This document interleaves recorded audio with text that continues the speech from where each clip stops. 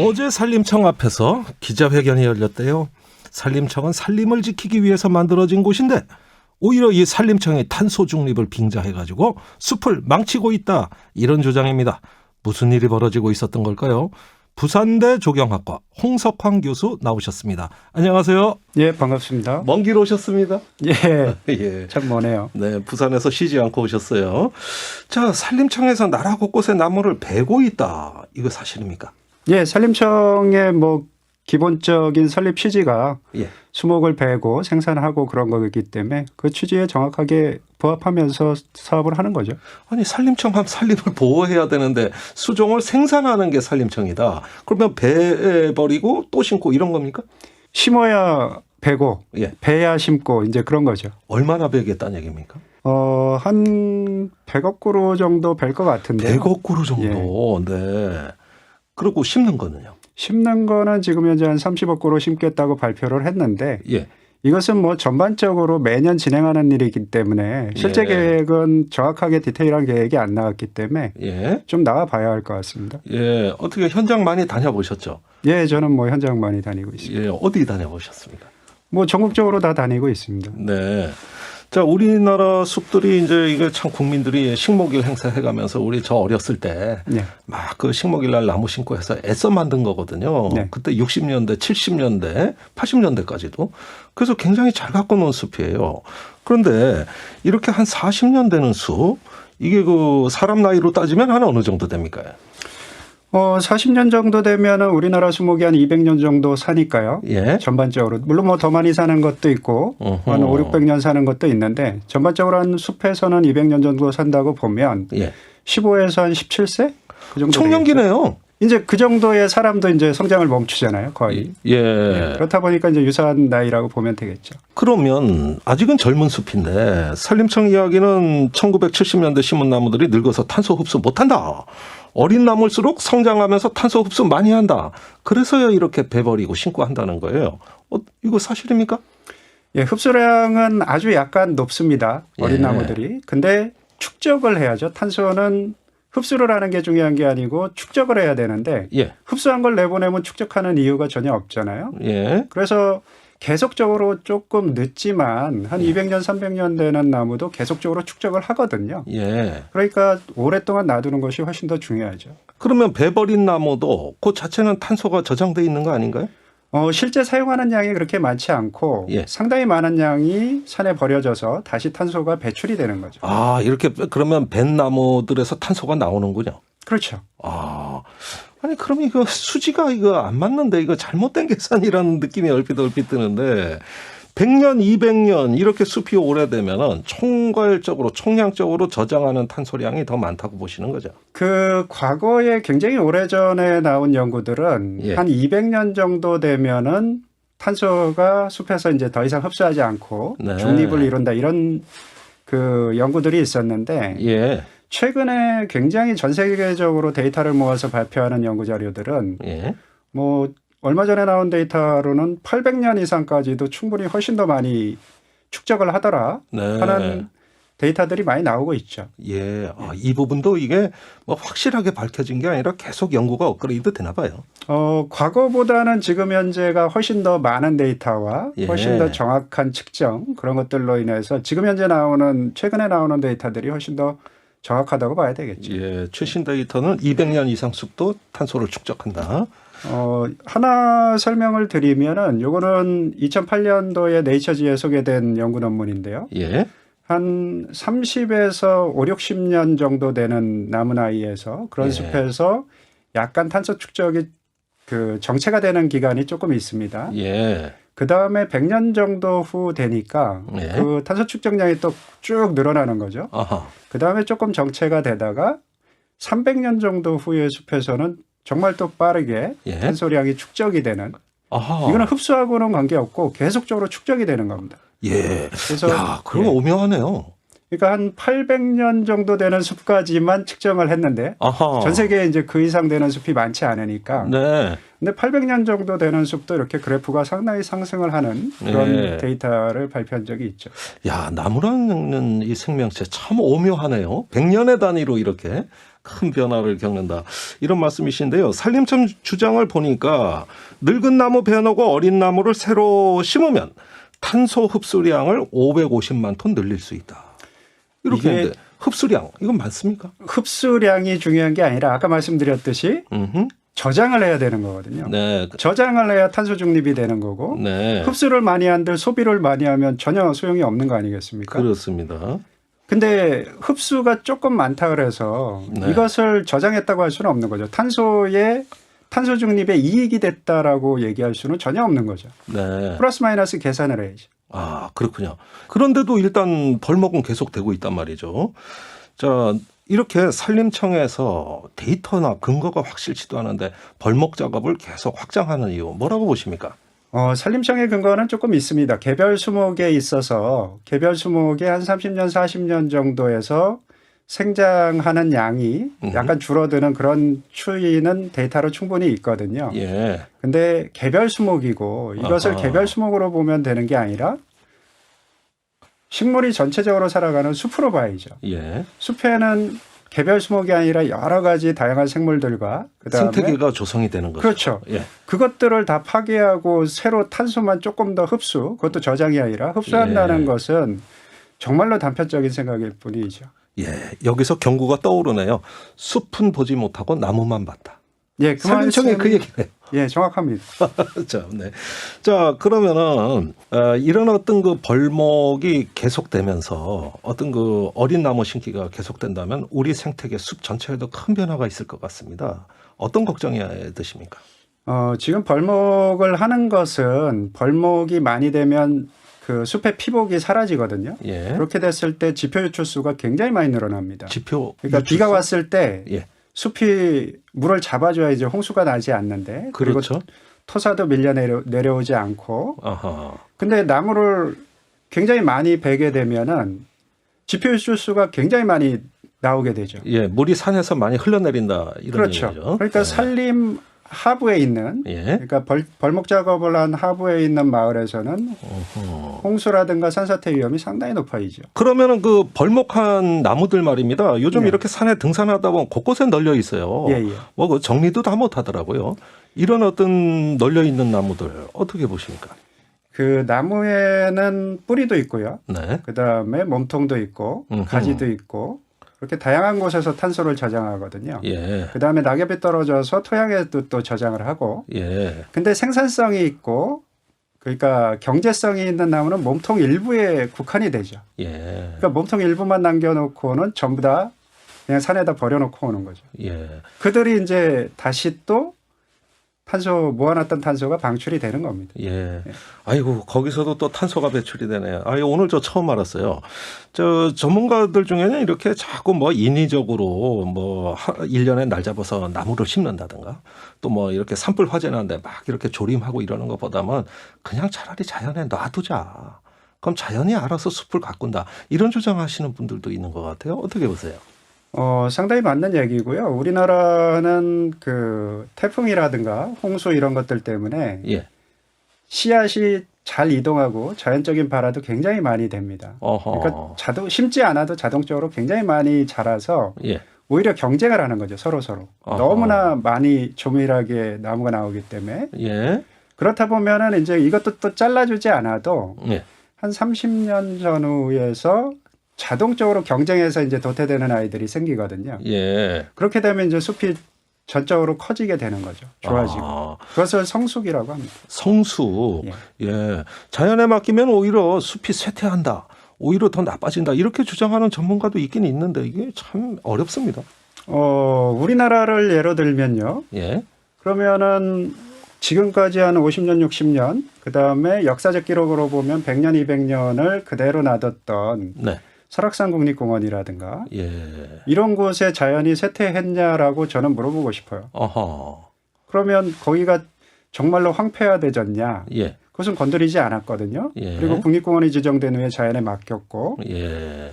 그럼 우리나라 사람들이 그럼 설악산이 아름답다고 생각하느냐? 계속적으로 가꾼 서울 근교의 산이 아름답다고 생각하느냐? 예. 그리고 어디가 더 숲이 풍성하다고 생각하느냐? 네. 그거는 뭐 안 물어봐도 다 답은 뻔하죠. 네, 그렇군요. 부산대 조경학과 홍석환 교수와 이야기 나누고 있습니다. 아름다운 숲이 사라지는 공간이 또 하나 있네요. 바로 가덕도입니다. 교수님이 부산에 계시니까 가덕도 멀지 않은 데 있어요. 가보셨어요? 예, 제가 가덕도는 2013년에서 2015년 부산시가 자연환경 조사를 진행합니다. 10년에 한 번씩. 네. 그래서 3년 동안 부산시 전역에 자연환경 조사를 진행한 바 있는데 네. 그 식생 파트를 제가 맡아서 연구를 한 적이 있습니다. 예, 그러면 뭐 다 살펴보셨을 텐데 어떻든가요? 뭐 봉우리, 항구 여러 가지 자연 환경이 어우러져 있을 건데 어떤 섬이었습니까? 가덕도는 제가 깜짝 놀란 섬이었는데 네. 일단은 우리나라 숲은 마을이 가까우면은 제대로 된 숲이 없어요. 네. 그러니까 한 늦게까지는 그러니까 산 근처에 있는 마을은 예. 80년대 말 90년대 초까지 그러니까 난방을 하기 위해서 나무를 뗐죠. 아하. 그러니까 뗄감을 하다 보니까 제대로 된 숲이 하나도 없었어요. 네. 근데 부산 가덕도도 역시 인근에 항구 마을이 다 있고 그렇죠. 저지대잖아요. 예. 그러니까 숲이 굉장히 안 좋아야 되는데 예. 가덕도는 굉장히 독특하게 엄청나게 좋은 숲이 있었던 거죠. 아, 그래요? 그래서 그곳을 보면은 이제 조금 특이한 그런 예. 숲인데 왜 그렇게 됐냐 그러면 제가 아까 말씀드렸듯이 사람이 들어가서 이제 숲을 계속 이 간섭을 해서 좋은 예. 숲이 안 됐는데 예. 그것은 일제강점기 때부터 굉장히 이제 바닷가로 들어오는 적들 예. 이런 적들을 감시해야 되니까 아하. 지금까지 사람들이 못 들어오게 하는 군사 요충지가 됐었다. 아, 군사보호주 구역 같이 돼버렸군요. 그렇죠. 그러니까 예, 일반인들이 자연 못 보호가 된 들어가고. 거예요? 예. 그래서 좋은 숲이라 그랬는데 좋은 숲이란 건 어떤 점에서 그렇습니까? 숲이 제가 경쟁을 한다 그랬잖아요. 아까. 네. 그러면 경쟁을 하다 보면 여러 가지 막 우후죽순으로 정말 많은 종들이 들어오게 되는데 예. 어느 정도 시간이 지나면 안정화가 돼요. 아. 그러면 이제 정말로 큰 아이들은 세력을 형성하고 예. 그 사이에 이제 작은 아이들이 이렇게 서로 사회를 이루면서 사는 거죠. 네. 그런 사회가 안정화된 숲이 가장 좋은 숲이라고 보는 거죠. 일단 식생이 다양하다고 보여지는 건가요? 어떻게 이해해야 될지요? 소나무 숲 같은 경우는 오래 가질 않습니다. 그렇습니까? 그래서 한 30년, 40년이 되면 예. 참나무류가 소나무를 공격을 하죠. 예, 그래서 이제 소나무가 사라지고 그 자리를 이제 참나무가 대체를 하고 네. 그 다음에는 또 다른 나무들이 한 50년, 60년, 길게는 한 200년 지나면 예. 다른 나무들이 또 대체를 하거든요. 네. 그래서 이제 숲은 조금씩 변하는데 어허. 일반적으로 한 200년 정도가 되면 그 숲이 더 이상 변하지 않는 안정화된 단계, 질서 있는 단계로 간다고 보는 거죠. 네. 근데 이곳은 한 100년이 됐는데 예. 그런 단계로 이미 접어들었어요. 그런데 문제는 큰 변화가 예상이 되고 있습니다. 이 가덕도가 지형이 울퉁불퉁하니까 이 봉우리들을 깎아가지고 그 흙으로 바다를 3km나 메운다. 이게 이제 가덕도 그 활주로 깔겠다는 얘기거든요. 그거 들으시면서 어떤 생각 드셨어요? 그 안타깝게도 제가 그 2013년에서 15년 부산시 전체 조사를 하면서 그 이후에 이제 부산에서 사람들이 저한테 물어보거나 네. 부산에서 어디가 가장 좋으냐 그럴 때 제가 항상 가덕도를 꼽았거든요. 네. 근데 그 지역이 이제 최남단에 군사적 요충지다 보니까 감시를 해야 되니까 최남단 그 봉우리 국수봉 일대가 국수봉 일대. 예, 보호가 된 거예요. 예. 근데 지금 현재 뭐 구체적으로 어떻게 될지는 모르겠지만 그 국수봉 일대가 전체가 다 절토가 되죠. 예. 그 국수봉 주변에는 어떤 나무들이 많습니까? 국수봉 주변에는 일단은 부산에서는 유일하게 동백나무 군락이 있고요. 예. 네, 자연 군락이 예. 한 100년 정도 되는 걸로 판단이 됩니다. 아. 그런 동백나무 군락이 있고 그다음에 그 아까 말씀드렸던 안정화된 숲에서 자란다는 개서나무라는 종이 있고요. 개서나무. 예. 그다음에 뭐 잘 아실 겁니다. 고로쇠. 고로쇠. 예. 가장 좋은 그 국수봉 일대가 전체가 다 매립되는 거죠. 아, 그렇군요.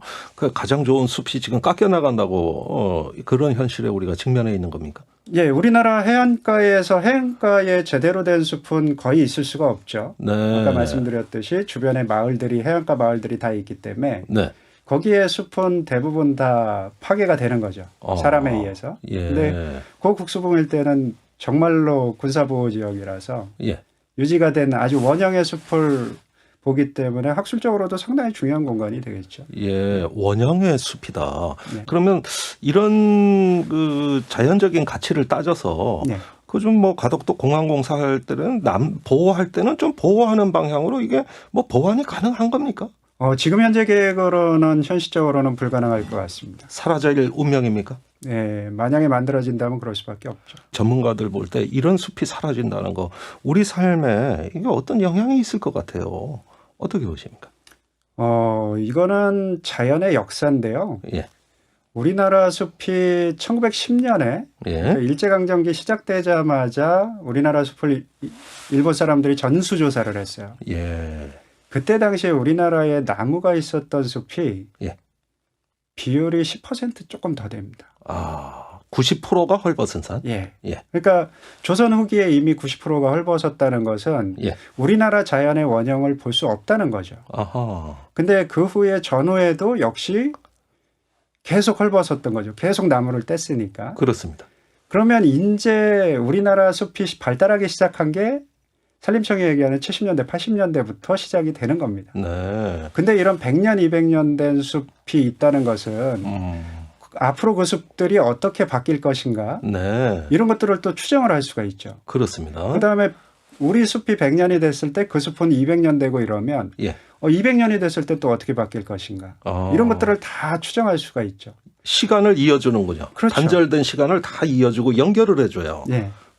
근데 우리나라의 숲에서는 그런 게 거의 남아있지 않습니다. 네. 특히 저지대, 예. 그다음에 해안가 이런 곳에는 남아있는 숲이 거의 없기 때문에 그 자체만으로도 그렇군요. 굉장히 보호할 가치가 있죠. 네. 아주 전문가다운 진단을 해 주시니까 이제 좀 알 것 같습니다. 자, 산만 문제가 아니라 바다도 문제라고 그래요. 가덕도 바다에 한국 토종돌고래라고 그 상괭이? 아유, 이름이 어렵네요. 그 환경부가 5차 전국 자연환경 조사를 했는데 가덕도 일대에서 멸종 위기종인 솔개도 서식하고 있다. 아니, 주변 환경이 이렇게 청정하고 아름답네요. 예. 잘 못 들어가니까. 거의 대부분의 자연환경 훼손은 사람에 의해서 일어나는데 예. 가덕도는 말씀드렸듯이 철저하게 보호가 되다 보니까 예. 굉장히 좋은 자연환경이 남아있는 거죠. 그렇군요. 그러면 앞으로 공항이 추진되면 도로 깔릴 거고 활주로 놓을 거고 산 깎을 거고 이거 완전히 환경영향평가 하나마나 또 전략 환경영향평가 이거 하나마나 기후평가 어떻게 되는 겁니까 이거? 우리나라에서 정부에서 추진하는 것에 대해서 환경영향평가라는 제도가 예. 제 역할을 한 적은 없거든요. 그냥 요식행위로 또 지나가겠죠.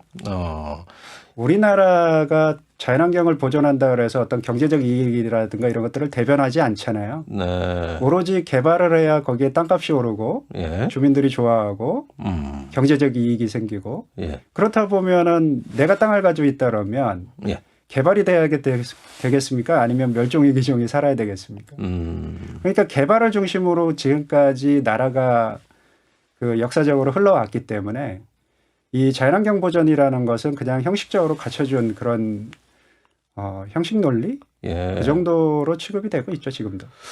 개발의 광풍이 보궐선거 하니까 더 불던데. 예. 예. 뭔가 우리가 기후 위기도 말하고 있고요. 탄소 배출 또 넷제로 얘기도 하고 있단 말입니다. 이런 상황에서 아직도 무분별한 개발이 판치는 어떤 사회. 우리는 무엇을 해야 할까? 지금 현재는 보전을 하면은 사실 모든 사람들한테 공익적인 그 가치가 돌아가거든요. 예. 근데 그 공익에 대한 가치를 아무도 보상 안 해주죠. 내가 맑은 물을 먹는 거는 공짜로 먹을 수 있지만 네. 그 물이 오염돼서 정수를 해서 먹게 되면은 돈을 주고 사 먹거든요. 네. 근데 맑은 물을 만들어 준다고 한들 누가 그 산주한테 돈을 주겠습니까? 네. 자연을 보호한 사람들한테 절대로 보상을 하지 않고요. 네. 그다음에 제가 산에 있어서 솔개가 살아가는 예. 그런 숲으로 잘 만들었어요. 그럼 그 가치를 누가 주죠? 이런 보전에 대한 가치, 예. 공익에 대한 가치가 결국에는 사회적으로 인정을 받고 예. 그 가치가 저는 환경보전 수당 예. 그런 형태로 해서 보전을 한 사람들한테 돌아가야지 이게 예. 개발을 할 것이냐 보전을 할 것이냐 선택을 하게 되겠죠. 아하. 뭐 그런 정도로 가야 선진국이라고 할 수가 있겠죠. 뭐 재난지원금만 얘기할 게 아니라 환경지원금 같은 거 뭐 이런 제도들 많이 구상할 만하겠습니다. 그러니까 환경은 지원금이 아니라 예. 그 내가 보전을 했으니까 아하. 보전에 대한 그 행위에 대한 가치를 제공해 줘야 되기 때문에 네. 그렇기 때문에 제가 보기에는 그 수당 내가 보전을 했으니까 네. 그런 게 맞지 않을까 이런 생각이 좀 듭니다.